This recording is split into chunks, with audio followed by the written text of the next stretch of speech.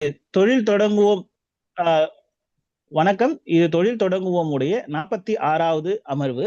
ஒவ்வொரு அமர்வுலையும் நம்ம வந்து ஒவ்வொரு ஃபீல்டோட எக்ஸ்பர்ட்ஸை அந்த தொழில் துறையில எப்படி எஸ்டாப்ளிஷ்டான ஆளுங்களை கொண்டு வந்து நம்ம என்ன கத்துக்க முடியும், என்னென்ன விஷயங்களை புரிஞ்சுக்க முடியும், என்னென்ன விஷயங்களை நம்ம புரிதல்ல விடுபடுறோம், இதை வந்து நாங்க தேடிட்டே இருக்கோம்.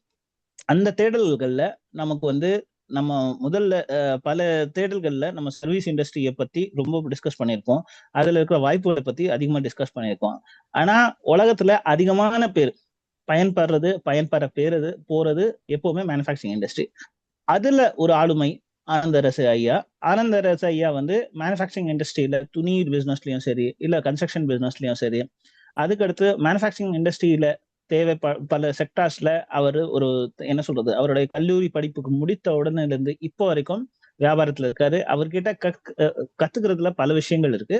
அவரோட அனுபவங்கள் ஒரு சேர நமக்கு வந்து ஒரு பெரிய ஒரு டிக்ஷனரி மாதிரி இருக்கு. அப்படிப்பட்ட ஆனந்த ஐயா வந்து நம்ம குரூப்ல வந்து அவர் என்ன மேனுஃபேக்சரிங் இண்டஸ்ட்ரியில என்னென்ன விஷயங்கள் பண்ணணும், எப்படி வின் பண்ண முடியுங்கிற செஷனை இப்போ எடுப்பார். அதுக்கடுத்து நமக்கான கேள்விகளை அவர்கிட்ட நம்ம டிஸ்கஸ் பண்ணி கேட்டுக்கலாம். மிக்க நன்றி ஐயா. உங்களுடைய அறிமுகத்தோட நீங்க இந்த செஷனை ஸ்டார்ட் பண்ணிக்கங்க. நன்றி. நன்றி. நன்றி கலீல், ரொம்ப நன்றி. ஓகே. ஸோ இந்த ஆர்எக்ஸ்டி இந்த அமைப்பு முன்னெடுத்திருக்கும் தொழில் தொடங்குவோம் குழுவிற்கு வாழ்த்துக்கள். தொடர்ச்சியாக வந்து தமிழர்களுக்கு வந்து ஒரு வணிகம் செய்வதற்கான ஒரு தளத்தை இவங்க வந்து செய்துகிட்டு இருக்காங்க. நன்றி, ரொம்ப நன்றி. ஸோ என்னை பத்தி அறிமுகம் அப்படின்னா ரொம்ப சின்னதாகவே நான் சொல்லிடுறேன். நான் ஆனந்தரசு. நான் 91-95 chemical engineering from Annamalai university. பிறகு எம்பிஏ நியூ காலேஜில் முடிச்சுட்டு ஐஏஎம்ல ஒரு இம்போர்ட் எக்ஸ்போர்ட் மேனேஜ்மெண்ட் கோர்ஸ் ஒன்று பண்ணேன். எல்லாமே ஒரு 97 முடிச்சிட்டேன். ஸோ முடிச்சுட்டு நான் வந்து 95 முடிச்ச உடனே கேம்பஸ் இன்டர்வியூல selected at Tamil Nadu news print limited. கல்லூரி முடிச்ச உடனே கெமிக்கல் இன்ஜினியரிங்ல வந்து இருந்தேன். பட் நான் கவர்மெண்ட் வேலைக்கு போகாம எங்க அப்பாலாம் வந்து என்ன சொன்னாங்கன்னா, பிஸ்னஸ் தான் பண்ணணுன்றதுனால நாங்கள் அப்பத்துலேருந்தே வந்து ஒரு டெக்ஸ்டைல் ப்ராசஸிங் யூனிட் வச்சிருந்தோம். டையிங் ஃபேக்டரி அப்படின்னு சொல்லக்கூடியது, கார்மெண்ட் மேனுஃபேக்சரிங்கும் வச்சிருந்தோம். கிட்டத்தட்ட ஒரு 95 முதல் 2005 வரை நாங்கள் அதை தான் செய்துக்கிட்டு இருந்தோம். ஸோ 2005க்கு பிறகு நான் வந்து அந்த காட் அக்ரிமெண்ட் டபிள்யூடிஓ ஒப்பந்தத்தினால நமக்கு வந்து நிறைய கார்மெண்ட்ஸுக்கான ஆர்டர்ஸ் நமக்கு இங்கே இல்லாததுனால அந்த தொழில இருந்து நாங்கள் மாற வேண்டிய சூழல் இருந்தது. ஸோ அதுலேருந்து அப்படியே நாங்கள் வந்து கன்ஸ்ட்ரக்ஷனுக்கு போயிட்டோம். ஸோ 2005-6 முதல் 2015 வரை நான் ஒரு பங்குதாரரோடு சேர்ந்து கட்டுமான வேலைகளை செய்து கொண்டு வந்திருந்தோம். இப்போது மீண்டும் 2015 முதல் 2000 தற்போது வரை நான் அதே திரும்பி அந்த கட்டுமான தொழிலையே நான் செய்துக்கிட்டு தான் இருக்கேன். இப்போ வந்து நாங்கள் எங்களுடைய மேஜர் ஃபோக்கஸ் வந்து இண்டஸ்ட்ரியல் கன்ஸ்ட்ரக்ஷன் அப்படின்னு சொல்லக்கூடிய அந்த மாதிரியான ஒர்க்ஸ் எங்களுடைய மேஜர் ஃபோக்கஸ். ஸோ அதில் வந்து கெமிக்கல் ஃபேக்ட்ரிஸாகவே நான் பண்ணிடுறதுனால ஸோ நாங்கள் வந்து எண்ட் டு எண்ட் கொடுத்துறோம். லேண்ட் அக்வயர் பண்ணி லேண்ட் கிளியரன்ஸ் வாங்கி அடுத்ததாக அந்த பில்டிங்கை கட்டிட்டு அவங்களுக்கான மெஷினரியுமே வந்து செஞ்சு கொடுக்குற வரைக்கும் எண்ட் டு எண்ட் நம்ம கொடுத்துறோம். அவங்களுக்கு அப்ரூவல்ஸ் எல்லாமே பண்ணிட்டு இருக்கோம். ஸோ வருஷத்துக்கு ஒரு ஒன்றோ ரெண்டோ அந்த மாதிரியான இது ரெசிடென்ட்ஸும் ரொம்ப இதுவாக பண்ணிட்டு இருக்கோம். இதுதான் ஆனந்தரசு. ஸோ இதை தவிர்த்து எங்கள் அப்பா செய்து கொண்டிருந்த இன்சூரன்ஸுடைய வேலைகளையும் நான் அதையும் அப்படியே பேரலாக பார்த்துக்கிட்டு தான் இருக்கேன். ஸோ என்னை பற்றி சொல்லணும்னா இதுதான். ஸோ இதை தவிர்த்து நான் வந்து வணிகம் செய்பவர்களுக்கு பெரிய ஒரு அது ஆதரவாக அவர்களுக்கான ஆலோசனை வழங்குனராகவும் நான் இருந்திருக்கிறேன். இது வந்து ஒரு ஒரு சேவையாக தான் நான் செஞ்சுட்டு இருக்கிறேன். ஏன்னா நாம வந்து வணிகம் செய்யணும், வேலைக்கு போறது. ஏன்னா இப்போ படிச்சு முடிச்சுட்டு நேரா வேலைக்கு போயிடுறோம் இல்லைங்களா? இப்போ நம்ம பசங்கள்லாம் என்ன பண்றாங்க, படிக்கிறாங்க, நேரா ஐடி வேலைக்கு போறாங்க, அமெரிக்கா போறாங்க, படிக்கிறாங்க, ஐடி வேலைக்கு போறாங்க, அமெரிக்கா போறாங்க. இதுதான் அவருடைய கனவாவே இருக்குது. ஸோ இந்த நிலை மாறணும். இங்க வந்து வணிகர்கள் செய்யணும். தமிழகத்துல வந்து நிறைய பேர் வணிகம் செய்யணும் அப்படின்றதுக்காக நான் அது ஒரு கடந்த ஒரு 10 ஆண்டுகளுக்காக மேலாக நான் வந்து அது ஒரு ஒரு வாழ்வியல் முறையாகவே மாற்றி நான் செய்து கொண்டிருக்கேன். அந்த அடிப்படையில் தான் பாலாவெல்லாம் எனக்கு இந்த ஆர்எக்ஸ்டினுடைய நிறுவனர் பாலாலாம் எங்களுக்கு அந்த அளவில் தான் 2009 காலகட்டத்திலிருந்து பழக்கமாக இருக்கிறார். நன்றி கலீல். இப்போ அடுத்து அப்படியே போயிடலாமா, டாபிக் உள்ள போயிடலாமா, இல்லை வேற எதுவும்? Yes sir, yes sir. Yes. Yeah, okay. நன்றி. ஓகே எனக்கு ஆக்சுவலா சார். ஓகே. கலீல் வந்து 2 வாரத்துக்கு முன்னாடியே எனக்கு வந்து ஒரு டாபிக் கேட்டிருந்தா நான் இல்லை மார்ச் முடிச்சுட்டு பார்த்துக்கலாம் அப்படின்னு சொன்னேன். திடீர்னு முந்தின நாள் பார்க்குற டைட்டில் போட்டு போட்டு அடிச்சிட்டாரு. ஸோ இது வந்து ஒரு அதாவது இது ம். திடீர்னு வந்து வைவா இன்டர்வியூ மாதிரி தான் அவர் எனக்கு கொடுத்துருக்காரு. Out to win in the manufacturing process அப்படின்னு சொல்லி கேட்டிருக்கிறாரு. அதான டாபிக் கரெக்டா? அவுட் டு வின் எப்படி ஆமா சார், ஆமா சார். உற்பத்தி துறையில் எப்படி ஜெயிப்பது, வெற்றி பெறுவது அப்படின்னு ரொம்ப வந்து ஒரு ம், ஒரு கடினமான விஷயம்லாம் இல்லை. நீங்க முதல்ல வந்து இன்னைக்கு வந்து பெரும்பாலும் இந்த குழுவில் இருக்கவங்க நான் நிறைய பேரை பார்த்துருக்கேன். பெரும்பாலும் எல்லாருமே வந்து மார்க்கெட்டிங் சைடில் தான் எல்லாருமே இருக்காங்க. ஸோ எல்லாருமே வந்து விற்பனையாளர்களாக, டிஸ்ட்ரிபியூட்டர்களாக, இல்லை அஹ், வாங்கி விற்பனை செய்வர்களாக தான் இருக்காங்க. பெரும்பாலும் உற்பத்தியாளர்களே இல்லை, இல்லையா? ஸோ பிட்வீன் ஒரு இடம் எல்லாரும் உங்க முகத்தை பார்த்துடலாமா? மிஸ்டர் ராம் சுந்தர், சுல்தான் இருக்காரு, சரவணன், ராம் எல்லாரும் வீடியோ ஆஃப் பண்ணியிருக்காங்க. ஒரு இடம் பார்த்துட்டேன்னா அப்புறம் நீங்க பார்த்துக்கோங்க. யார் யாருன்னு தெரியல எனக்கு. நான் பார்த்த முகம் இருக்கிறதா அப்படின்னு பார்க்குறேன். யாருமே ஆன் பண்ணல. விஜி முனுசாமி 5G DST 09, சிவா ராம், வணக்கம். சாந்தகுமார், ஆற்றல் ஆற்றல் அறிவன், வணக்கம். திரு ராம் சுந்தர், வணக்கம். சுல்தான் இருக்கார், சரவணன், குரு, ராம், எல்லாருமே சென்னையா? எல்லாருமே சென்னையா? எல்லாருமே சென்னையா? இல்ல. கரண்டா சென்னை சார், பட் நேட்டிவ் வந்து திண்டுக்கல். ஓ சூப்பர்மா, நன்றி. நீங்க ஓகே, நன்றிமா, சார் நம்ம நன்றிமா. ஊட்டி மேட்டுப்பாளையம் சார். என்னம்மா? ஊட்டி மேட்டுப்பாளையம், கோயம்புத்தூர் ஓகே மாவட்டம் சூப்பர்மா. மேட்டுப்பாளையம். ஊட்டி மேட்டுப்பாளையத்துல அங்கதான் இருக்கீங்க, ரைட்டுமா. ஆமாங்க சூப்பர்மா, சார். நன்றி. நீங்க என்ன உற்பத்தி எதுவும் ப்ராடியூஸ் எதுவும் பண்றீங்களா? ஊட்டினா காய்கறிகள் எதுவும் சென்னைக்கு கொண்டு வர மாதிரி அந்த மாதிரியா, இல்ல வேலை செய்றீங்களாமா? இல்ல சார், நான் தனியார் நிறுவனத்துல வேலை தான் செஞ்சுட்டு இருக்கேங்க சார். இப்ப ஒரு பார்வையாளராக தான் நான் தொடர்ந்து இந்த குழுவோட சூப்பர்மா, பயணிச்சிட்டு சூப்பர். இருக்கேங்க. ஓகேம்மா, ஓகேம்மா, okay. Right, okay. From Chennai since on the travel unable to turn the camera. நன்றி திருமதி விஜி முனுசாமி, நன்றி. ஓகே, ஜஸ்ட் அவங்கெல்லாம் எந்த ஊர் அப்படின்றது கேட்டுக்கலாம். ஏன்னா அவங்க எசென்ட்ரிக்காக இப்போ நம்மளும் எங்களுடைய பூர்வீகம் வந்து மயிலாடுதுறை தான். பட் 70 வருஷத்துக்கு முன்னாடி எங்கள் அப்பா காலத்திலேயே சென்னை வந்துட்டதுனால நாங்கள் சென்னை திருவொற்றியூரின் வட சென்னை பகுதியில் இருக்கிறோம். ஸோ உங்களுக்கு ஏன் நான்லாம் தொழில் தொடங்கணும் அப்படின்ட்டு ஆசை வந்ததுன்னு பார்த்துக்கிட்டிங்கன்னா, நாங்கள் இருக்கிற மையப்பகுதியை வட சென்னை பகுதி வந்து எண்ணூர், மணலி, திருவொற்றியூர் இந்த பகுதிகள் வந்து தொழிற்சாலைகளுக்கான பகுதியே இதுதான். தமிழ்நாட்டினுடைய உற்பத்தி நகரமே வந்து வட சென்னை தான். ஸோ அந்த நகரத்தில் இருக்கும்போது எனக்கெல்லாம் வந்து தொழில் செய்யணுன்ற ஆர்வமே எனக்கு இயல்பிலேயே வரும். ஏன்னா நான் வீட்டை விட்டு வெளில வந்தாலே MRL company, MFL company, MR company மிக பிரம்மாண்டமான நிறுவனங்களாக இருக்கும்போது நமக்கே ஒரு உந்து சக்தி வரும். ஸோ முதல்ல இப்போ இருக்கிறவங்க தொழிலுக்குள்ள மேனுஃபேக்சரிங் உள்ள வரணும்னு நினைக்கிறவங்களும் சரி, இல்ல இப்ப ஏற்கனவே பண்ணிட்டு இருக்கவங்களும் சரி, அதுல முதல்ல வந்து அந்த தொழில வந்து அபரிதமான காதலிக்கணும். அந்த அந்த தொழில நீங்க எந்த வேலை செய்றீங்களோ அதை முதல்ல ரொம்ப நல்லா காதலிக்கணும், நேசிக்கணும். அப்பதான் அதனுடைய ஒரு வெற்றி கிடைக்கும். அதுல வந்து வெற்றி தோல்விகள் எல்லாம் அதெல்லாம் தாண்டி தான் வரணும். ஏன்னா நான் என்னுடைய இதே நம்ம இவர் வந்து பாலா ஒரு வீடியோ எடுத்தாங்க. வணக்கம் 5GDST09, வணக்கம். நேம் வரல, அதனால என்னன்னு தெரியல. நன்றி. ஒரு சார், என் பேர் நன்றி. ஸ்ரீனிவாசன். நான் சென்னையில இருக்கேன். நேட்டிவ் வேணும் Salem sir. Salem, okay, okay, okay. நன்றி சார், நன்றி சார். சார் Thank ஜஸ்ட் எல்லாரையும் பார்க்கலாம் தான் சார், வேற ஒன்றும் இல்லை சார். நீங்க ஹைட் பண்ணிக்கலாம், ஒன்றும் பிரச்சனை இல்லை. ஸோ இந்த நீங்க வந்து உங்களுடைய தொழிலை காதலிக்கணும், நேசிக்கணும். நீங்க எது செஞ்சாலும் சரிதான். நீங்க சின்னதா ஒரு ஒரு ஒரு சின்னதா ஒரு மேனுஃபேக்சரிங், எல்லாமே மேனுஃபேக்சரிங் தானே. ஹோட்டல் உணவு செய்யறதும் மேனுஃபேக்சர் தான், கார் செய்யறதும் மேனுஃபேக்சர் தான். ஸோ அதனால நீங்க அதை டிஃபரன்ஷியேட் பண்ணிக்கணும். எல்லாம் கேஸ் டு கேஸ் மாறும் எல்லாருமே. ஒருத்தர் சின்னது பண்றவன் தான் பிசினஸ் மேனு, அம்பானிலாம் வந்து பிசினஸ் மேன் இல்லை அப்படின்னுக்கா. But root spread across Ennore, Thiruvottiyur. யாரோ எங்க ஏரியா ஆள் யாரோ இருக்காங்க, விஜி அப்படின்றவங்க எங்க ஏரியா போல இருக்கு, திருவொற்றியூர் ஆள் போல இருக்கு. ரைட்டு, ஒரு நாள் சந்திப்போம். நன்றிமா. ஸோ இப்போ வந்து நாங்க வந்து திரும்பி டாபிக் டிவேட் ஆயிடுச்சு. ஸோ என்ன சொல்லிட்டு இருந்தேன்னா, அந்த தொழிலை வந்து நீங்கள் நேசிக்கணும் அப்படின்னு நான் சொல்லியிருந்தேன் இல்லையா?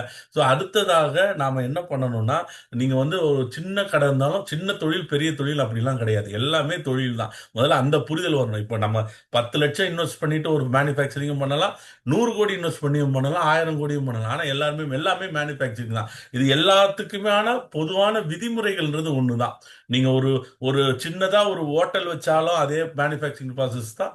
பெரிய கார் கம்பெனிக்கும் அதே மேனுஃபேக்சர். சின்னதாக அவங்கவுங்களுக்குள்ள பேராமீட்டர்ஸ் தான் மாறுமே தவிர அந்த ஸ்டாண்டர்டைசேஷன் எல்லாமே ஒன்று தான். ஸோ அதன் அடிப்படையில் வந்து எனக்கு தெரிஞ்சதை நான் சொல்கிறேன். ஏன்னா நான் வந்து மேனுஃபேக்சரிங்கில் இருந்தாலும் நான் வந்து இப்போ நீங்கள் உங்களுக்கு நிறைய டீட்டெயில்ஸ் உங்களுக்கே தெரிஞ்சிருக்கும். நான் சொல்லி தான் தெரியணுன்றதை விட தாண்டி நீங்கள் நிறைய பேர் நிறைய விஷயம் நீங்கள் தெரிஞ்சிருக்கும். பட் எனக்கு என்னுடைய அனுபவத்தில் நான் தெரிந்து கொண்டதை உங்களிடம் பகிர்ந்து கொள்கிறேன். அடுத்த ஒரு 20 நிமிடம், ஏன்னா 12:30 ஆயிடுச்சு, 1 மணி வரைக்கும் டைம் சொல்லியிருக்காங்க. ஸோ இதில் வந்து முதல்ல வந்து good manufacturing out to win அப்படின்னு பார்க்கும்போது முதல்ல என்ன பண்ணணும்னா மிக முக்கியம் வாடிக்கையாளர் தான். என்னை பொறுத்த வரைக்கும் எந்த ஒரு உற்பத்தியாளர்களுக்கும் அவருடைய மெயினானது வந்து வாடிக்கையாளர் தான். ஸோ வாடிக்கையாளர்களை நீங்கள் சரியாக திட்டமிட வேண்டும். அப்புறம் மிக முக்கியமாக 2வது பாயிண்ட் நான் சொல்வது வந்து பொருளாதார ஒழுக்கம் அப்படின்னு நான் சொல்லுவேன். இப்போ நம்ம ஒரு லோன் வாங்குறோம் அப்படியே வச்சுக்கோங்களேன். நம்ம பேங்க் லோன் வாங்குறோம். லோன் வாங்கிட்டு நேராக போயிட்டு கார் வாங்கிடக்கூடாது.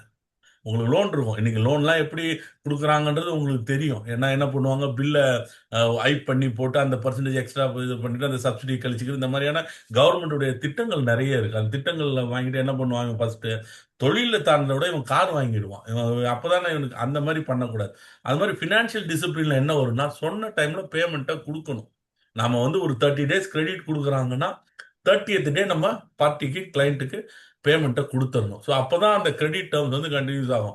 அப்போ வந்து 30 days கழித்து அவன் நம்மளை கேட்கல, நம்ம அதனால் கொடுக்கலன்னு வச்சுக்கோங்களேன், அவன் கேட்டு நாம் வந்து இல்லைன்னுலாம் சொல்லக்கூடாது. ஸோ அப்போ என்ன பண்ணணும், 30th day உங்களால் கொடுக்க முடியல ஒரு வேலை பேமெண்ட்டை, ஃபோன் பண்ணி வெண்டார்கிட்ட, சார் இந்த மாதிரி என்னால் முடியல, எனக்கு இன்னும் 2 நாள் டைம் கொடுங்க, நான் கொடுத்தேன்னு சொல்லிட்டு அதை நம்ம அந்த வேர்டை ஸ்டிக் பண்ணணும். ஸோ இந்த பொருளாதார டிசிப்ளின் வந்து நான் எப்படி சொல்றேன்னா விகரஸாவே இருக்கணும்னு சொல்றேன். ஸோ தொழில் தொடங்குவதற்கு, தொழிலில் ஜெயிப்பதற்கு, உற்பத்தி இது வந்து எல்லாத்துலயும் வரும். ட்ரேடருக்கும் இது அப்ளிகபிள் தான். ஸோ இதில் ட்ரேடராக இருந்தாலும் சரி தான், உற்பத்தியாளர். பட் உற்பத்தியாளருக்கு இது ரொம்ப முக்கியம். ஏன்னா அவங்களுக்கு தான் ரா மெட்டீரியல்ஸ் நிறைய பர்ச்சேஸ் இருக்கும்.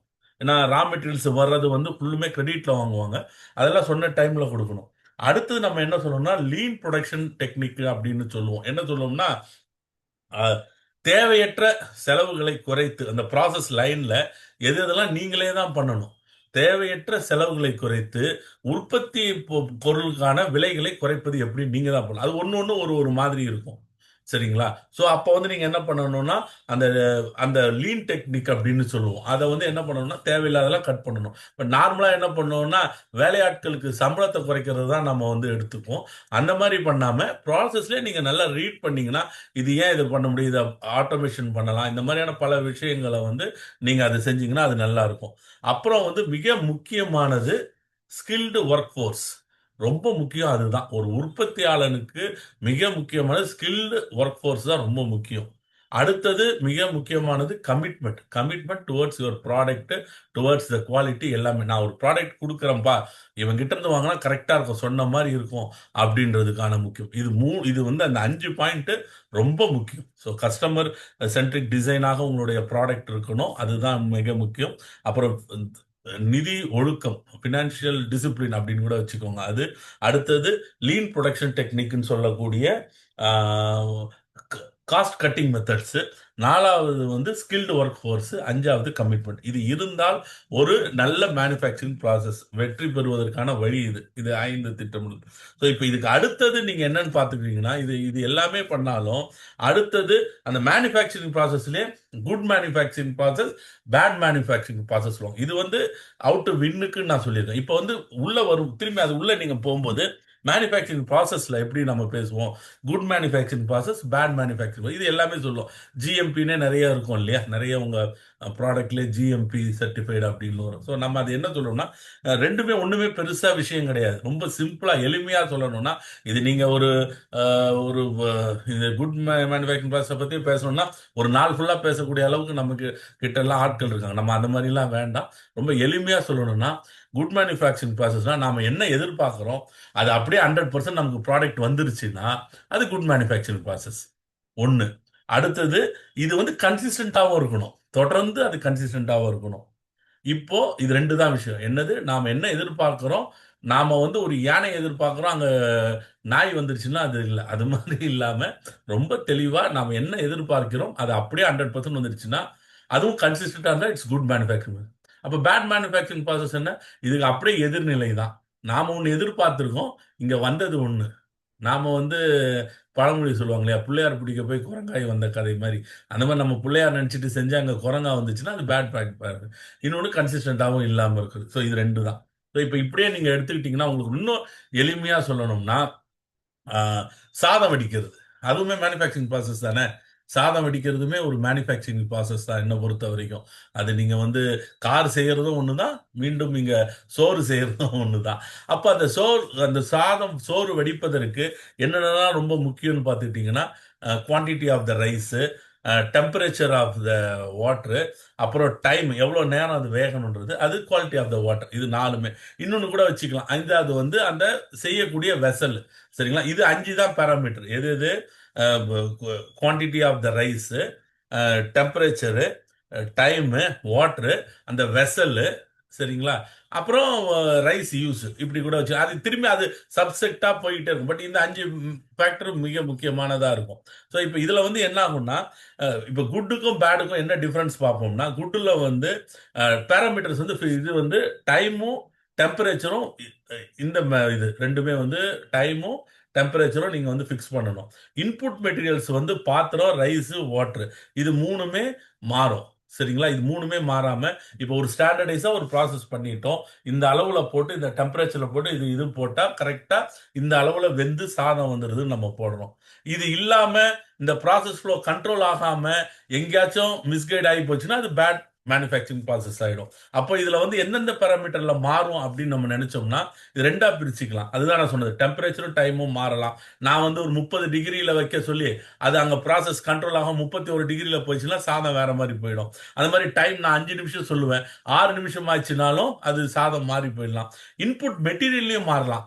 நான் வந்து ஸ்டெயின்லெஸ் ஸ்டீல் பாத்திரத்துல வைக்கிறது பதிலா நீங்க வந்து நான் ஒரு பேச்சுக்கு நீங்க வந்து செம்பு பாத்திரத்துல வச்சுக்கிட்டீங்கனாலும் கேரக்டர் மாறும். அரிசி வந்து நான் கொடுத்த அரிசிக்கும் நீங்க கொடுத்த அரிசிக்கும் இருந்தாலும் மாறும். தண்ணி நான் போடுறது இருந்தாலும் மாறும். அப்ப அதை ஸ்டாண்டர்டைசேஷன் பண்ணணும். இது எல்லாத்தையும் விட முக்கியமான விஷயம் என்னன்னா, இவ்வளவு இருந்தோம் நம்ம கரெக்டா எக்ஸாக்டா ஸ்டாண்டர்டைஸ் பண்ணி வச்சிருக்கோம். இந்த பொருட்களை டைம், டெம்பரேச்சரு, ரைஸ், வாட்டர், பாத்திரம் எல்லாமே ஸ்டாண்டர்டைஸ் பண்ணி வச்சுட்டு ஸ்கில்டு ஒர்க் ஃபோர்ஸ் இல்லைனால வீணா போயிடும். சரிங்களா, ஸோ இதுதான் இப்போ குட் மேனுஃபேக்சரிங் ப்ராசஸுக்கும் பேட் மேனுஃபேக்சரிங் ப்ராசஸுக்கும் உள்ள மிகப்பெரிய விஷயம். அப்போ இது எல்லாத்தையும் இந்த பேராமீட்டர்ஸ் எல்லாத்தையுமே நீங்க வந்து செக் பண்ணி கண்ட்ரோல் பண்ணிக்கிட்டே இருக்கணும். ஸோ இந்த மாதிரி நீங்க செய்யல நிச்சயமான கண்டினியூஸா ஒரு ப்ராசஸ் வரும். அப்போ இதில் உங்களுக்கு வேஸ்டேஜ் வராது. இப்போ இந்த கண்டினியூஸ் ப்ராசஸ்லயே நீங்க என்ன பண்ணணும்னா எதெல்லாம் கட் பண்ணலாம் அப்படின்னு பண்ணி கரெக்ட் பண்ணீங்கன்னா தான் நான் முதல்ல சொன்ன லீன் ப்ராசஸ் டெக்னிக்ஸ் வந்துடும். இந்த ப்ராசஸ்லயே நீங்க வந்து எதெல்லாம் கட் பண்ணலாம் நீங்க கட் பண்ணிக்கலாம் இல்லையா. அரிசி ஒரு கிலோ வாங்குனீங்கன்னா ஒரு ரேட்டு, 100 கிலோவா வாங்கினா ஒரு ரேட்டுன்ற மாதிரி. அப்ப நீங்க அதை அந்த மாதிரி என்ன அதெல்லாம் தான் அந்த மாதிரியான காஸ்ட் கட்டிங், இந்த லீவிங் த லேபர் காஸ்ட், மீதி எல்லாத்தையும் நீங்க கரெக்ட் பண்ணீங்கன்னா அது லீன் ப்ராசஸ் டெக்னிக். ஸோ என்னடா இவன் திரும்பி அரிசியில் வரும்னா எல்லாருக்கும் எளிதில் புரியும், அதனால இந்த எக்ஸாம்பிள் சொல்றேன். அது உங்களுக்கு நீங்க உங்களுடைய தொழிலுக்கு தகுந்த மாதிரி இதை மாத்திக்கணும். இப்போ நீங்க ஒரு கார் கம்பெனின்னு பார்த்துக்கிட்டீங்கன்னா அவங்களுக்கு வேரியஸ் பேராமீட்டர்ஸ் இருக்கும் குட் மேனுஃபேக்சரிங் ப்ராசஸ்க்கு. இதுல இருந்து தப்பாம போறது அதுக்கு தான் அவங்களாம் நிறைய பேர் இருப்பாங்க. அடுத்தது வந்து என்ன சொல்றோம், இன்னொன்று இருக்கு. குட் மேனுஃபேக்சரிங் ப்ராசஸ்ல வந்து என்ன பண்ணணும்னா proper controls, input material, good quality இருக்கணும். இது ரெண்டு தான் மிக முக்கியம். இப்போ நம்ம அரிசி வந்து 1 கிலோ 100 ரூபாய் அரிசி போட்டு பண்ணா நல்லா இருக்கும். நம்ம வந்து 50 ரூபாய் அரிசி போட்டு வந்தா எப்படி இருக்கும்? அப்போ உங்களுக்கு டிசைடு ப்ராடக்ட் கிடைக்காது. அப்போ குட் மேனுஃபேக்சரிங் ப்ராசஸ் கிடையாது. அப்போ என்ன பண்ணணும்னா காஸ்ட்டும் முக்கியம். இங்க மிக முக்கியமா காஸ்ட்டும் முக்கியம். நீங்க காம்ப்ரமைஸ் பண்ணிக்கலாம், இல்லப்பா 100 ரூபாய் ரா மெட்டீரியல் போட்டோம்னா எனக்கு செட் ஆகாது, ஒரு 90 ரூபாயில போட்டோம்னா, ஆனா 90 ரூபாய்க்கு ஏற்ற பொருள் தான் வரும். அப்ப அது உங்களுக்கு டிசைரபிளா இருக்கா? மார்க்கெட்ல சொன்ன இல்லைங்களா, ஃபர்ஸ்ட் கஸ்டமர் சென்ட்ரிக் டிசைன் சொன்ன இல்லைங்களா. அப்ப அந்த கஸ்டமருக்கு இந்த ரேஞ்ச் இருந்தா போதும்னு நீங்க முடிவு பண்ணீங்கன்னா அதை காம்ப்ரமைஸ் பண்ணலாமே தவிர்த்து கண்டிப்பாக வந்து compromise in rates will lead to bad quality of the product தான். ஸோ நீங்க செலக்ட் பண்ற ரா மெட்டீரியல்ஸ் மிக முக்கியம். சரிங்களா, ரா மெட்டீரியல்ஸ் செலெக்ஷன் வந்து ரொம்ப முக்கியம். அது வந்து எவ்வளவு தூரத்துக்கு பண்ணணும். எனக்கு தெரிஞ்சு நல்ல குவாலிட்டி 100% இருந்தால் தான் உங்களுக்கு ரிசல்ட்டும் 100% வரும். நம்ம எல்லாம் கரெக்டாக வச்சிருக்கோம், எல்லா பேராமீட்டர்ஸ் கரெக்டாக வச்சிருக்கோம், ஸ்கில்டு ஒர்க் ஃபோர்ஸ் வச்சிருக்கோம், எல்லாத்தையும் வச்சுட்டு ரா மெட்டீரியல் நம்ம விலை கம்மி நம்ம வாங்கிட்டோம்னா இட் வில் லீட் டு மிஷப் தான். அது நீங்க தான் பார்க்கணும் மார்க்கெட்ல. ஓகே, எனக்கு இது வந்து 90 ரூபாய் அரிசி போட்டாலே வரக்கூடிய இட்லிக்கு எனக்கு போதும் அப்படின்னு நீங்க நினைச்சீங்கன்னா அதை நீங்கள் டிசைட் பண்ணலாம். அது இண்டிவிஜுவல் கேஸ் டு கேஸ் அது மாறும். பட் குட் மேனுஃபேக்சரிங் ப்ராசஸில் என்ன சொல்கிறோம்னா 100% நல்ல குவாலிட்டி போட்டு பண்ணுங்கன்னு சொல்கிறோம். அது போக இன்னொன்றும் இருக்குது, மிக முக்கியமானது இந்த ஸ்கில்டு மேன் பவர் சொல்கிறோம் இல்லைங்களா, அவங்களுக்கு நீங்கள் கண்டினியூஸாக ட்ரைனிங் கொடுத்துக்கிட்டே இருக்கணும். எவ்ரி 3 மந்த்ஸோ 6 மந்த்ஸோ அவங்க ஸ்கில்டு அந்த மேன் ஃபோர்ஸுக்கு நீங்கள் வந்து கொடுத்துக்கிட்டே இருந்தால் தான் அவங்களால வந்து மிகச்சிறப்பான பணியை செய்ய முடியும். அவங்கள மோட்டிவேட் பண்ணுறது இதெல்லாம் இருக்கும். இப்போ நீங்கள் மோட்டிவேஷன் சொன்னோம்னா பார்த்துக்கிட்டிங்கன்னா டிவிஎஸ்லேயும் சரி, முருகப்பா குழுமத்துலேயும் சரி, எம்ப்ளாயீஸுக்கு சம்பளம் கம்மியாக இருந்தாலும் அவங்க அந்த இதை விட்டு போக மாட்டாங்க. பார்த்துருக்கீங்களா? அவங்க சேலரி கம்மியாக இருக்கும் கம்பேர்ட் டு அதர். இப்போ கார்பன் யூனிவர்ஸ் எல்லாம் பார்த்துக்கிட்டிங்கன்னா எங்கள் ஏரியா வீட்டுக்கு பக்கத்துலேயே இருக்குன்னு வச்சுக்கோங்க. அவங்கெல்லாம் வந்து சேலரி கம்மியாக இருந்தாலும் அவர்கள் மற்ற கம்பெனியோட கம்பேர் பண்ணும்போது, பக்கத்தில் உள்ள எண்ணூர் ஃபவுண்டரிஸோ இல்லை அசோக் லைனை கம்பேர் பண்ணும்போது எம்ப்ளாயிஸ் கம்மியாக இருந்தாலும் அவங்க போக மாட்டாங்க. என்னன்னு பார்த்துக்கிட்டிங்கன்னா அவங்களுக்குலாம் சாப்பாடு அட்டகாசமாக போட்டுருவாங்க 3 வேளையும். நீங்கள் அப்போ அது வந்து ஒரு வேல்யூ ஆடட் அவங்களுக்கு. எம்ப்ளாயிஸை வந்து பசி இல்லாமல் பார்த்துக்கிட்டோம்னா அவங்க வந்து நல்லா வேலை செய்வாங்கன்னு ஒரு டெக்னிக். இன்றைக்கும் டிவிஎஸ்ல போய் பாருங்க, டிவிஎஸ்ல ஒர்க் பண்ணுற இன்ஜினியருக்குலாம் ரொம்ப கம்மி சம்பளம். அவங்களாம் ஒரு 25 வருஷம் எக்ஸ்பீரியன்ஸ் உள்ளவனே இப்போதான் 50,000 60,000 வருவான். ஆனால் சாப்பாடு மதியானம் போட்டுருவோம், காலையில் போட்டுருவோம், அந்த மாதிரி இது மாதிரி சின்ன சின்ன வேல்யூ ஆடர்லாம் நீங்கள் பண்ணும்போது இருக்கும். இது போக இது வந்து ஒரு பாயிண்ட் தான் நான் சொன்னேன். பட் எம்ப்ளாயிஸை வந்து நீங்கள் ட்ரெயின் பண்ணணும். உங்களுடைய ஸ்கில் செட்டை மேட்ச் பண்ணுற அளவுக்கு நீங்கள் அவங்களுக்கு ட்ரைனிங் கொடுத்துக்கிட்டே தான் இருக்கணும். ஸோ இதெல்லாம் செய்யும்போது நிச்சயமாக குட் மேனுஃபேக்சரிங் ப்ராசஸ் வந்துடும். ஸோ குட் மேனுஃபேக்சரிங் ப்ராசஸ் இருந்தாலே நீங்கள் வந்து பாதி வெற்றி பெற்ற மாதிரி. அது மேனுஃபேக்சரிங்கில் நீங்கள் அதுக்கு பிறகு மார்க்கெட்டிங் இருக்குது, அது அடுத்தது. நான் வந்து மேனுஃபேக்சரிங் வரைக்கும் சொல்கிறேன். ஒரு ப்ராடக்டை கொண்டு வரதுக்கு சரியான முறையில் கொண்டு வரதுக்கு என்னன்றது மட்டும்தான் நான் இப்போதைக்கு சொல்லியிருக்கேன். சரிங்களா? ஸோ இப்போ இதுக்கு அடுத்தது பார்த்துக்கிட்டிங்கன்னா சரியான திட்டமிடல் வேணும் வெற்றி பெறுவதற்கு அப்படின்னு போகும்போது. தொழில் உற்பத்தி துறையில் வெற்றி பெறுவதற்கு அப்படின்னு போகும்போது மிக முக்கியமாக வந்து நாம் வந்து சில முக்கியமான பாயிண்ட்டை பார்க்கணும். அதில் வந்து மிக முக்கியமானது திட்டமிடல் மற்றும் மார்க்கெட் ரிசர்ச். அது நான் முதல்ல சொன்னேன் இல்லைங்களா, மார்க்கெட்டில் வந்து நீங்கள் இப்போ ஒரு ப்ராடக்ட் செய்ய போகிறீங்க, ஒரு ப்ராடக்ட் ஏ பண்ண போகிறீங்க, அதுக்கு மார்க்கெட்டில் எவ்வளோ டிமாண்ட் இருக்குது, யாரெல்லாம் காம்படிட்டர். இப்போ எப்படி சொல்லலாம், நெய்யே வச்சுக்கோ, நெய்யை நீங்கள் உற்பத்தி பண்ண போகிறீங்க, இல்லை ரொம்ப எளிதாக சொல்கிறேன்னு வச்சுக்கோங்க. நீங்கள் எல்லாமே இதே தான் ஒரு ஃபண்டமெண்டலு, நீங்கள் எதுக்கு வேணாலும் மாற்றிக்கலாம். அப்போ அந்த நெய்யை விற்கும்போது மார்க்கெட்டில் யாரெல்லாம் உங்கள் காம்படிட்டரு, மார்க்கெட்டில் என்ன ரேஞ்சிலேருந்து என்ன ரேஞ்ச் வரையும் உங்கள் பொருள் விற்குது, என்ன குவான்டிட்டி சைஸ் அதிகமாக விற்குது. சரிங்களா? 100 ml 200 ml டின்னு தான் விற்குதா, இல்லை 1 கிலோ டின்னு விற்குதா, இல்லை ஒன்றுல எவ்வளோ விற்குது, நம்ம எங்கே மார்க்கெட்டில் பிச் பண்ண முடியும், இதுக்கு சப்ளை எவ்வளோ இருக்குது, டிமாண்ட் இருக்கா. சப்ளை வர்சஸ் டிமாண்டை நீங்கள் பார்க்கணும். ஏன்னா ஒரு சில ப்ராடக்ட்லாம் சப்ளை அதிகமாக இருக்கும், மார்க்கெட்டில் டிமாண்டே இருக்காது.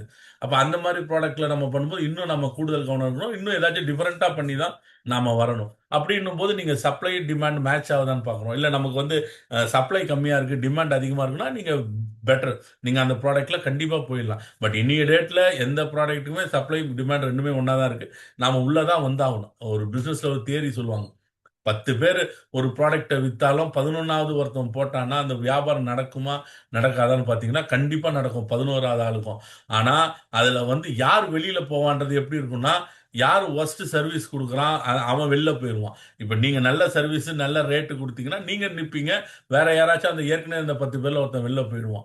ஸோ இதுதான். ஸோ அப்போ நம்ம வந்து மார்க்கெட்டில் சர்வே ஆகணும்னா நம்ம அதுக்கான ஸ்ட்ராட்டஜியை ஒர்க் பண்ணணும். அதில் மிக முக்கியமானது நான் சொல்கிறது வந்து சந்தையை ஆராய்தல், பிளானிங் அண்ட் சந்தை ஆராய்தல், திட்டமிடுதல் மற்றும் சந்தையை ஆராய்தல். ஸோ இது 2 பண்ணிங்கனாலே அது வந்து மிக முக்கியமான ஃபர்ஸ்ட் பாயிண்ட். 2வது வந்து மிக முக்கியமானது வந்து இந்த பிளானிங்னு நான் திட்டமிடுதல்னு சொல்றதுல வந்து நம்ம என்ன பண்ணணும்னா, ரா மெட்டீரியல் பர்ச்சேஸ் எங்கே பண்ண போறீங்க அப்படின்னு. இப்போ நெய்க்கே வச்சுக்கோங்களேன், நீங்கள் நெய்க்கு வந்து பால் எங்கேருந்து வாங்க போறீங்க, மெஷினரி எங்கேருந்து வாங்க போறீங்க, அதுக்கான மெஷினரி எங்கேருந்து வாங்க போறீங்க, அப்புறம் வந்து திரும்பி மீண்டும் எம்ப்ளாயிஸ் தான். நான் திரும்பி திரும்பி மீண்டும் சொல்றேன். ஏன்னா இந்த மேனுஃபேக்சரிங் ப்ராசஸ்ல மிக முக்கியமே வந்து எம்ப்ளாயிஸ் தான். நம்ம எல்லாமே நம்ம போட்டிருந்தாலும், மெஷினரி போட்டிருந்தோம், ரா மெட்டீரியல் போட்டிருக்கோம், கரண்ட் வாங்கியிருக்கோம், ஃபேக்டரி கட்டியிருக்கோம், இது எல்லாமே ப்ராடக்டாக கன்வெர்ட் ஆகாது. எப்போ கன்வெர்ட் ஆகும்னா வித் எம்ப்ளாயிஸ் ஒண்டி தான் கன்வெர்ட் ஆகும். வித்தவுட் எம்ப்ளாயீஸ் இது வெறும் ரா மெட்டீரியலாக தான் இருக்கும். ஸோ அப்போ நீங்கள் உங்களுடைய investment on employees is also very important. சரிங்களா? ஸோ நீங்கள் இதை வந்து மார்க்ஸ் கூட நல்லா சொல்லியிருப்பேன். அப்படி கால் மார்க்ஸ் சொல்லியிருப்பார் இந்த தியரி. அது ரொம்ப பேசினா அது பாலிடிக்ஸ் சைடு, அதனால வேணாம். பட் நான் எனக்கு தெரிஞ்ச வகையில் நான் சொல்றது வந்து எம்ப்ளாயிஸை வந்து நாம வந்து இது பண்ணணும். ஸோ எம்ப்ளாயிஸ் மட்டும் இல்லாமல் ப்ராடக்ட்னுடைய டார்கெட்டையும் நீங்க ப்ரொடக்ஷன் டார்கெட்டையும் நீங்க ஃபிக்ஸ் பண்ணிக்கணும். இப்போ நெய்ன்னு வச்சுக்கோங்க, ஒரு நாளைக்கு எத்தனை லிட்டர் நெய் நீங்க ப்ரொடியூஸ் பண்ண போறீங்கன்ற பிளானிங் வரைக்கும் கிளியரா இருக்கணும். ஸோ ப்ரொடக்ஷனுக்கு தான் சொல்லணும். மார்க்கெட்டிங் தனி, நீங்க மார்க்கெட்டிங் அந்த லிட்டர் நெய்யை விற்கிறதுக்கான மார்க்கெட்டிங் ஸ்ட்ராட்டஜியை நீங்க ஒர்க் பண்ணணும். பட் ப்ரொடக்ஷனுக்கு இவ்வளோத்தையுமே நீங்க முதல்ல திட்டமிட்டணும். ஒரு மேனுஃபேக்சரிங் நிறுவனம் நீங்க ஆரம்பிக்கிறதா இருந்தால் அதில் மிக முக்கியம் நான் சொல்றது எம்ப்ளாயிஸாக இருக்கும். அப்புறம் வந்து இன்னொன்று வந்து ஆண்டர்பிரினர் ஸ்கில்ஸ் அப்படின்னு நான் சொல்றேன். ஆண்டர்பிரினர் ஸ்கில் செட் அப்படி வச்சுக்கோங்களேன். ஒரு தொழில் முனைவோரின் ஸ்கில் செட், அதில் வந்து மிக முக்கியமானது என்னன்னா அவங்களுக்கு டெசிஷன் மேக்கிங் கெப்பாசிட்டி இருக்கணும். அதுதான் என்னை பொறுத்த வரைக்கும் ஒரு ஆண்டர்பிரினர் ஆகுது. எல்லாருமே ஆண்டர்பிரினர் ஆகிட மாட்டாங்க இல்லையா? இப்போ நான் சொன்ன மாதிரி இப்போ நீங்கள்லாம் ஒரு 10 பேர் இதில் இருக்கீங்க, இப்போ வந்திருக்கீங்கன்னா நீங்கள்லாம் ஆண்டர்பிரினர் ஆகணும்னு வரும்போது எல்லாரும் ஆண்டர்பிரினர் ஆகிடவே முடியாது. இந்த வெறியே யாருக்குமே வராது. நேற்று கூட நான் பேசும்போது கூட சொன்னாங்க, எல்லாம் அவங்க ஒரு கம்ஃபர்ட் ஜோனில் இருக்காங்க. மண்டே டு ஃப்ரைடே வேலை, சாட்டர்டே சண்டே லீவு, வருஷத்துக்கு 12 நாள் லீவு இல்லையா? இதெல்லாம் இல்லை. நாம இதை தாண்டி அதுக்கும் மேல ஸோ நாம வந்து எல்லாத்த விட அவங்களுக்கே படி அளக்கிறவர்கள் நாம தான். சரிங்களா? ஸோ எல்லாரும் ஒரே மாதிரி இருக்க மாட்டாங்க. நான் இருக்க மாதிரி என் தம்பியே கிடையாது. அதனால நீங்கள்லாம் வந்திருக்கிறதுலாம் பெரிய விஷயம் என்னை பொறுத்த வரைக்கும். இந்த மாதிரியான இளைஞர்கள் நீங்கள்லாம் பிஸ்னஸ் உள்ள வரணுன்றது பெரிய விஷயம். வாங்க, இதுல வந்து ரிஸ்க் இருக்கு. ரிஸ்க் இல்லாமலாம் நான் சொல்லவே மாட்டேன். சும்மா வந்து இது வந்து மோட்டிவேஷனல் மீட்டிங் மாதிரிலாம் இல்லை. இது வந்து ரிஸ்க் இருக்கு. அந்த ரிஸ்க்கை நம்ம எப்படி ஆராய போறோன்றதுக்கு, எப்படி வெல்ல போறோம் அப்படின்றதுக்கு வந்து மிக முக்கியம் உங்களுக்கு முடிவெடுக்கும் திறன் அதிகமா இருக்கணும். அடுத்தது மிக முக்கியமா நீங்க வந்து என்ன ஒரு சிக்கல் வந்தாலும் அதை எதிர்க்கணும். நீங்க ஒரு கம்பெனி வச்சிருப்பீங்க, திடீர்னு அங்க ஒரு கட்சிக்காரன் வருவான், வந்துட்டு நாங்க வந்து இவங்க பிறந்தநாள் கொண்டாட போறோம் 10,000 கொடுன்னுவான். நமக்கு அன்னைக்கு பேமெண்ட் சம்பளம் கொடுக்கறதுக்கு பணம் இருக்காத சூழல் இருக்கும். ஏன்னா நான் இதெல்லாம் தாண்டி வந்தவன், அதனால நான் சொல்றேன். அப்ப நீங்க வந்து என்ன பண்ணணும், அவன் 10,000 கேட்கறான்னு பயந்துட்டு நம்ம ஓடிட முடியாது. சரிங்களா? நாம வந்து அதையும் எதிர்கொள்ளணும். அதை எப்படி ஒருத்தருக்கு ஒரு கேஸ் இருக்கும். இப்ப நான் ஃபேக்டரி வச்சிருந்த போது என்னுடைய சாலிகிராமம் பகுதியில 96லலாம் பார்த்துட்டீங்கன்னா, அப்பலாம் வந்து அது ஒரு மாதிரி கிராமமா இருந்த பகுதி அது சாலிகிராமம்லாம். இப்பதான் டவுன் ஆகி போயிடுச்சுன்னு வச்சுக்கோங்களேன். அப்பலாம் எனக்கு பக்கத்து பிளாட்லயே வந்து விவசாயம் தான் பண்ணுவாங்க. 95, 96ல. இப்ப யார் சொன்னாலும் நம்ப மாட்டாங்க. ஆனா அப்படிதான் இருக்கும். அப்போ வருவானுங்க எல்லாம் ஒரு மாதிரி எல்லாம் வந்துருவானுங்க. டெய்லி ஆனா போதும், காலையில ஃபேக்டரி திறந்து வச்சா இவனுங்க வந்துருவானுங்க. இன்னைக்கு வந்து இவருக்கு பிறந்த நாள் கொண்டாட போறோம், அவருக்கு என்னைக்கோ முடிச்சு என்னப்பா இல்ல கொடுங்க அப்படின்னு ஒரு 4-5 பேர் வந்துருவானுங்க.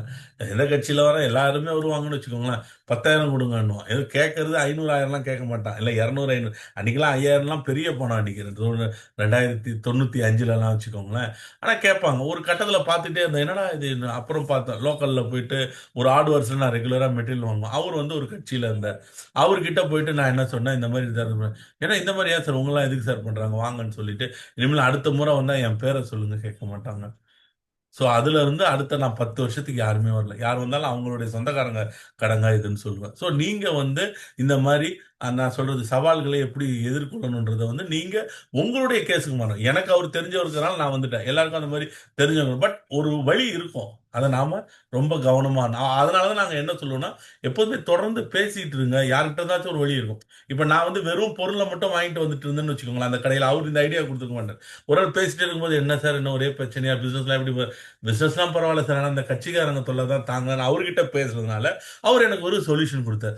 ஸோ அந்த மாதிரி தான் நான் இந்த RXT இந்த மாதிரியான ஒரு அமைப்பெல்லாம் நான் பார்க்குறேன். ஸோ உங்களுக்குள்ள கலந்து பேசும்போது ஒரு விடை கிடைக்கும். நீங்க உங்களுக்கான கேள்விகளுக்கான விடை என்கிட்ட இருக்கும், இல்லை இன்னொருத்தர்கிட்ட இருக்கும், இல்லை என்னுடைய கேள்விக்கான பதில் சரவணன் கிட்ட இருக்கும், இல்லை யார்கிட்டயாச்சும் இருக்கும். என்னை பொறுத்த வரைக்கும் அப்படிதான், இல்லை ராம் சுந்தர் கிட்ட இருக்கும். அப்போ நீங்க வந்து உங்களோட ஒரு கலந்துரையாடல் செய்து பேசிட்டு இருக்கும்போது அப்போ ஒரு ஓப்பனிங் கிடைக்கும். இது என்னுடைய ஒரு இத்தனை ஆண்டு காலத்துல எனக்கு கிடைச்ச நான் ஒன்றும் போயிட்டு நான் பெரிய ஹார்வர்ட் யூனிவர்சிட்டியில எங்கேயும் போய் நான் படிக்கல. நான் என்னுடைய இதுலயே தான் எக்ஸ்பீரியன்ஸ்லேயே தான் நான் லேர்ன் பண்ணது இது உலகத்தையுமே.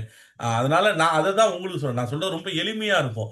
நான் என்னுடைய கான்செப்டே என்னன்னா, வணிகத்தை, இந்த தொழிலை ரொம்ப எளிமையா கொண்டு போய், இதை நான் கஷ்டம்னு பிம்பப்படுத்தினேன்னா யாரும் தொழில் செய்ய வரமாட்டாங்க. இது ரொம்ப எளிமையான விடயம் அப்படின்னு நம்ம சொன்னோம்னா தான் எல்லாருமே வருவாங்க. இது உண்மையிலேயே எளிமையான விடயம் தான். ஆனால் அது மிக முக்கியம் வந்து முடிவெடுக்கும் திறன். நான் சொன்னது நியூ இனோவேஷன்ஸை நீங்கள் அடாப்ட் பண்ணிக்கணும்.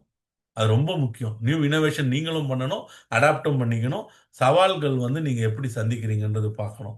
அடுத்தது வந்து நான் இன்னொன்னு என்ன சொல்லுவேன்னா, நீங்க ஒரு நிறுவனத்தை ஆரம்பிக்கிறதுக்கு முன்னாடியே ஒரு சின்ன புரோட்டோடைப் அப்படின்னு சொல்லுவோம். இப்போ வந்து ஒரு சின்ன சாம்பிள். இப்போ நாங்க மிஷினரி வச்சிருக்கும்போது, ஒரு கார்மெண்ட் நான் டை பண்ணணும்னா, அதுக்கு முன்னாடி நான் சாம்பிள் மிஷின் ஒண்ணு வச்சிருப்பேன். சாம்பிள் மிஷின்ல போட்டு ஒரு சட்டைய போட்டு பார்த்து, அது என்ன கலர் மேட்ச் ஆகுது, என்ன கலர் வருது, அதை மேட்ச் பண்ணி தான் அடுத்தது 500 கார்மெண்ட்டுக்கு ஒரு இது பண்ணுவோம். ஸோ அப்போ வந்து ஒரு புரோட்டோடைப் ஒன்று பண்ணணும். அதை நீங்க வந்து செலவா பார்க்காம, அது எந்த தப்புனாலும் இங்கேயே கண்டுபிடிச்சிடலாம். அந்த அதிகபட்சம் அந்த கார்மெண்ட், ஏன்னா நாங்க பண்ணதான் லிவைஸுக்கு, S Oliver brand, Timberland brand, Marks and ஸ்பென்சர்ஸ்க்குலாம் நாங்கள் 95ல் பண்ணியிருக்கோம். அப்போ பண்ணும்போது ஒரு கார்மெண்ட்டுடைய ரேட் என்ன இருக்கும்னு பாருங்க. அன்னைக்கு ரேட்டுக்கு அது ரொம்ப ரேட் அதிகம், இன்னைக்கு ரேட்டுக்குலாம் ரொம்ப அதிகம். அந்த மாதிரியான ஒரு சூழல்ல வந்து மொத்த கார்மெண்ட்டும் வீணா போச்சுன்னா ஒன்றும் பண்ண முடியாது இல்லையா? அப்போ அதனால என்ன பண்ணணும், ஒரு புரோட்டோடைப்லேயே உங்களுடைய ட்ரையல் எல்லாத்தையும் எடுத்துக்கணும். அதுலயே வந்து போட்டு பார்த்துட்டு ஒரு ஸ்டாண்டர்டைஸ் பண்ணிட்டீங்கன்னா உங்களுக்கு கிளியரான ப்ராடக்ட் கிடைச்சிடும். ஸோ இது வந்து எல்லாத்துக்கும் நான் சொல்றது எக்ஸாம்பிள். வேற வேற என்னடா இட்லி சொல்றான், நெய் சொல்றான், சட்டை சொல்றான்னு இல்லை.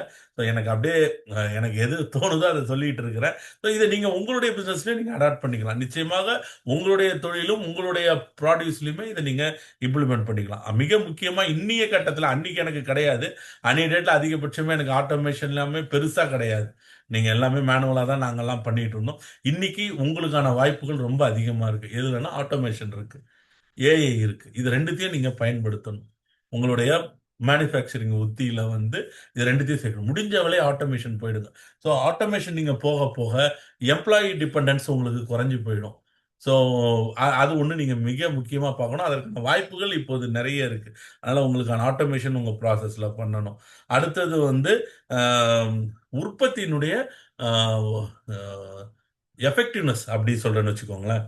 நீங்க ரா மெட்டீரியல்ல இருந்து ப்ராடியூஸ் வரைக்கும், அதான் ப்ராடக்ட் வரைக்கும் கண்டினியூஸா வந்து அந்த ப்ராசஸ்ல நீட்டா இருக்கணும். எதுவுமே வந்து யாருக்குமே தப்பு இருக்கக்கூடாது. ஏன் நான் சொல்றேன்னா, நான் எடுக்கிற 5 கிராமுக்கும் நீங்க எடுக்கிற 5 கிராமுக்கும் வித்தியாசம் வரும். அது தெரியுமான்றது தெரியல, எத்தனை பேருக்கு தெரியும் இல்லை.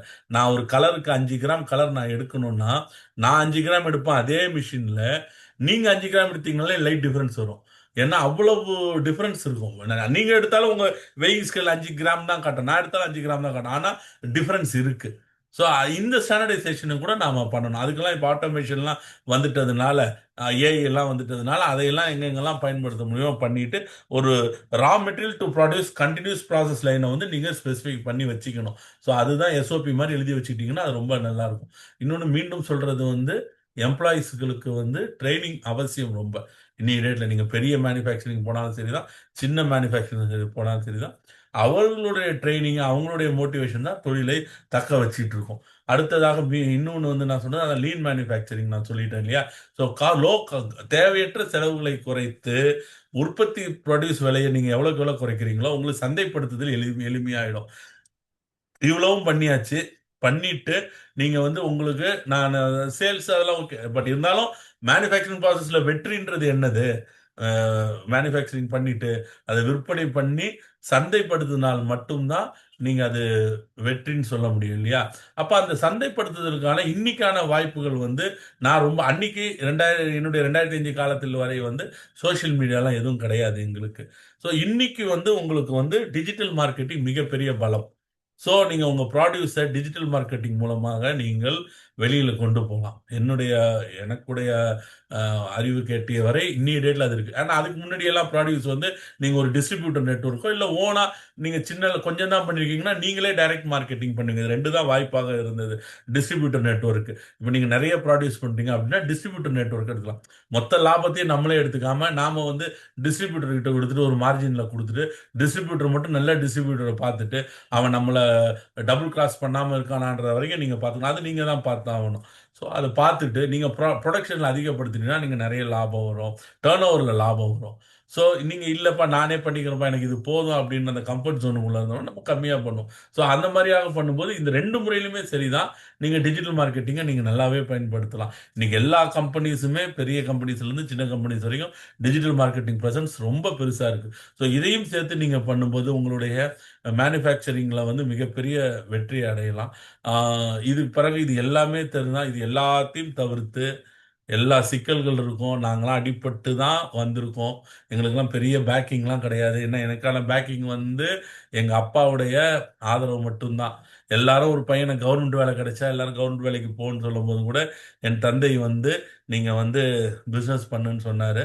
ஸோ நான் முதல்ல இன்னைக்கு தேதி நான் வந்து இன்னைக்கு லேட்டான காரணம் இன்னைக்கு எங்க அப்பாவுடைய நினைவு நாள் இன்னைக்கு 11வது ஆண்டு நினைவு நாள் அதுக்கு படைச்சிட்டு இருந்தாங்க. அதனால தான் போயிட்டு வர்றது லேட் ஆயிடுச்சுன்னு வச்சுக்கோங்களேன். ஸோ எங்க அப்பா வந்து அது ஆதரவு கொடுத்த மாதிரி பொருளாதார ரீதியில வந்து எல்லாருக்கும் கிடைக்கும்லாம் சொல்ல முடியாது. ஏன்னா எல்லாருமே வந்து அவங்க பசங்களை படிக்க வச்சுட்டு நல்ல வேலையில போயிட்டு நிம்மதியா செட்டில் ஆகணும்னா எல்லாருடைய அப்பாவுக்குமே இருக்கும். நீங்க நான் நினைச்சது என் பையனுக்கு நான் நினைப்பேனானே எனக்கு தெரியாது. அந்த மாதிரியான ஒரு சூழல் இருக்கும். ஸோ அதனால எல்லாரும் சப்போர்ட் பண்ணுவாங்களாம் தெரியாது. ஆனா இது எல்லாத்தையும் விட நமக்கான நான் பிசினஸ் தான் பண்ணுவேன்.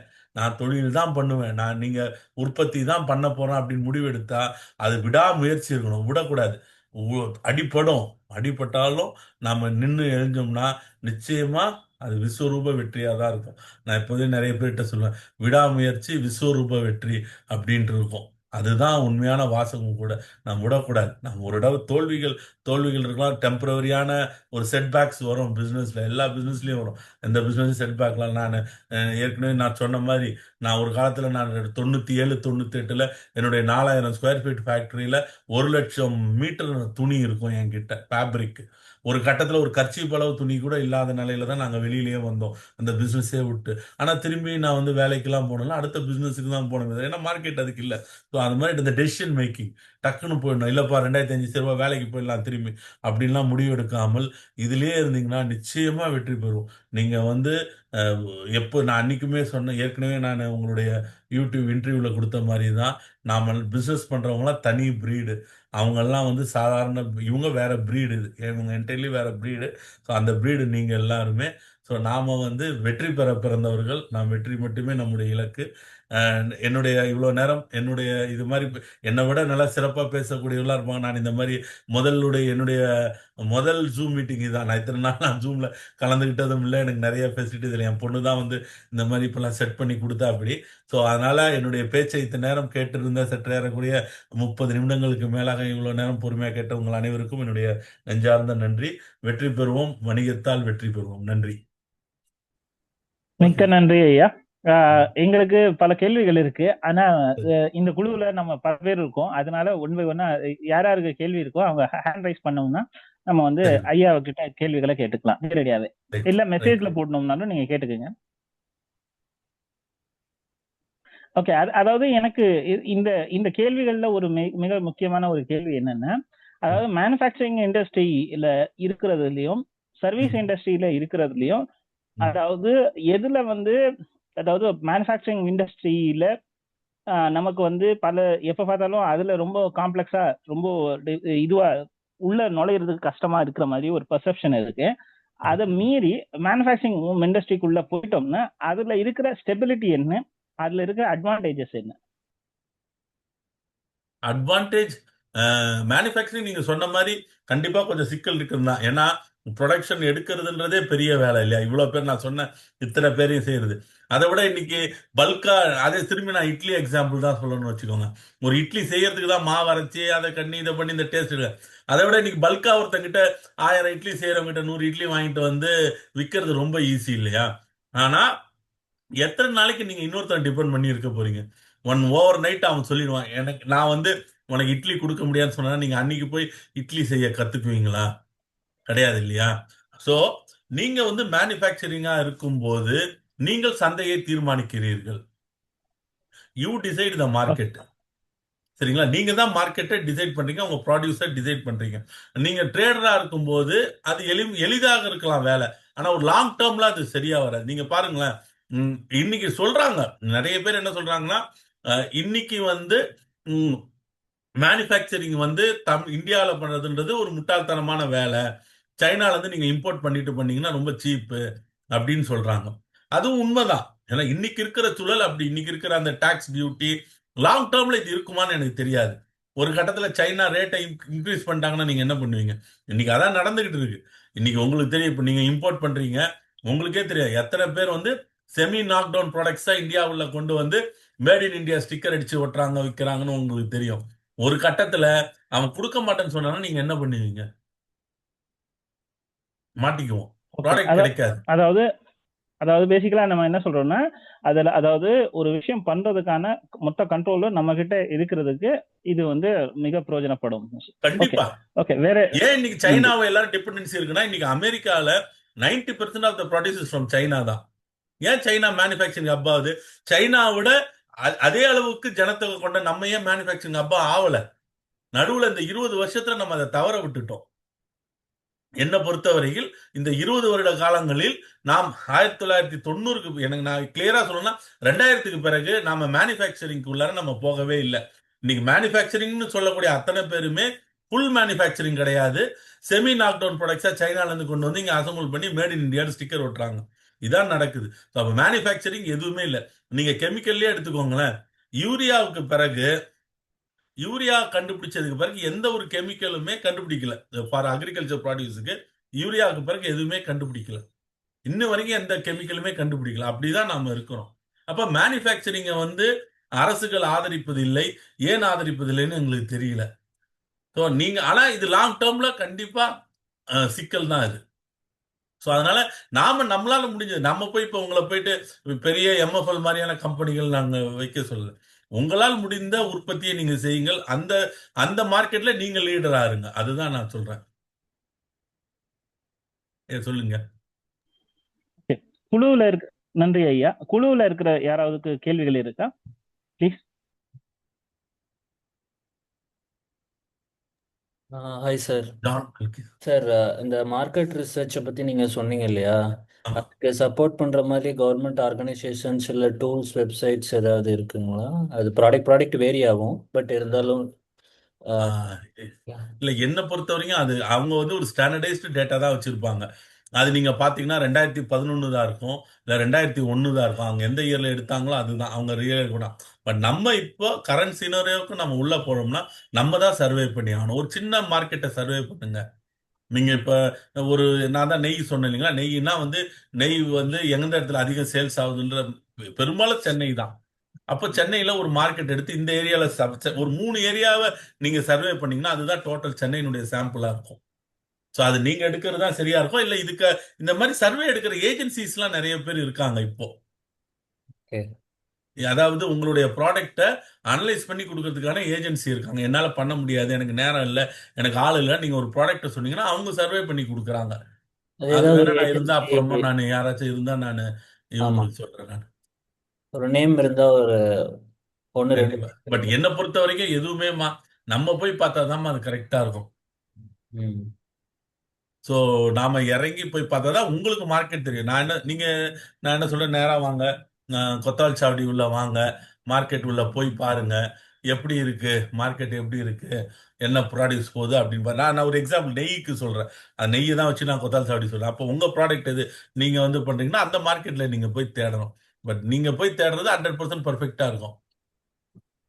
Okay sir. சரிங்களா? நான் ஏஜென்சி ஏதாச்சும் இருக்குதா நான் செக் பண்ணிட்டு சொல்றேம்மா. Sure sure. ஓகேம்மா, நன்றிம்மா. வேற யாராவது கிட்ட கேள்விகள் இருக்கா?